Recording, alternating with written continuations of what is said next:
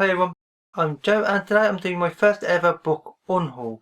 I am a big fan of rereading books, so the fact I'm actually getting rid of them is very, very unusual. There are two main reasons why I'm getting rid of all these books. The first of which is obviously because they're books that I've read and I frankly do not like them in any sense, and they have very few redeeming qualities and frankly they take up space, and I would prefer that space to be used for books that I actually enjoy. And the second lot is by an author that I absolutely love, but these books are hardback and the rest of the books by this author are in paperback, so they don't match up, and I prefer paperbacks over hardback, so I'm not bothered about keeping them anymore, frankly. And with that said, let's go on to talking about the books. So the first set of books is the Farseer Trilogy by Robin Hobb. These have been talked about on BookTube really heavily in the last 6 months. Everybody seemingly reading either these or the following trilogies. I read these about 6 or 7 years ago. I did not enjoy them then.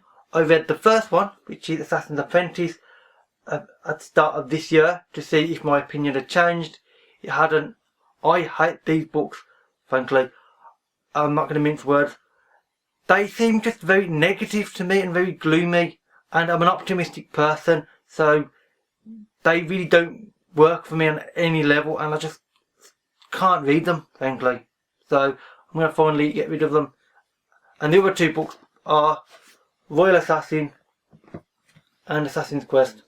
The second set is the Maze Runner Trilogy by James Dashner, which is made up of the Maze Runner, Scorch Trials and the Death Cure. They've made films of these two. This will be a film next year in 2016, I believe. And frankly, I did not like these books at all. I read them at the very end of last year, 2014, and I just thought the plot was frankly ridiculous. The ideas trying to explain aspects of the plot to be, well, also stupid, and it just didn't make any sense to me, and it just bored me, and I was barely able to finish the third book. I only read them, especially the third one, because I'd started the first book and I just wanted to get them read, just so I can say I've read them, and indeed then I've actually got some of my money's worth out of the trilogy.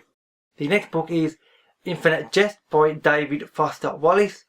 I bought this only a few years ago.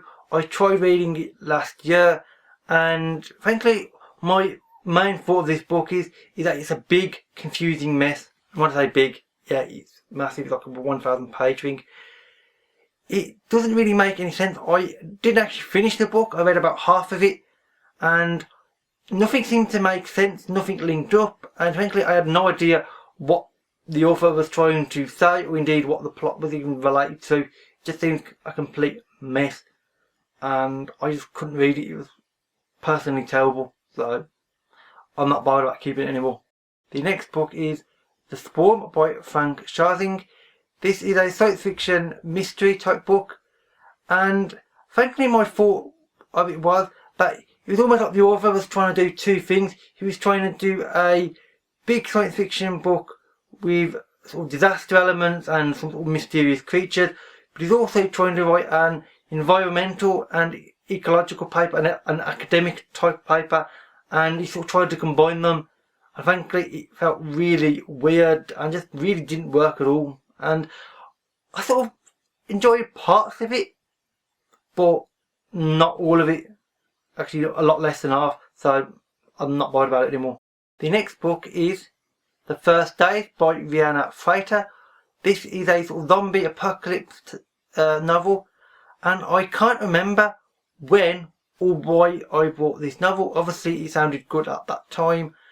I read it, it felt very sort of insignificant and very sort of minor. Nothing really much happened, and frankly it didn't impress me at all. I mean, it was well written, it just didn't do a lot, so I'm not bothered about it. The next book is also a zombie type apocalypse, and that is Outpost by Adam Baker. This sounded good at the time, and I did read it. It just didn't really impress me because it felt very slow and other parts felt very weirdly fast, and frankly it's just the pacing, frankly. It just felt all over the place and it made it difficult to read, and frankly I didn't enjoy it for that reason.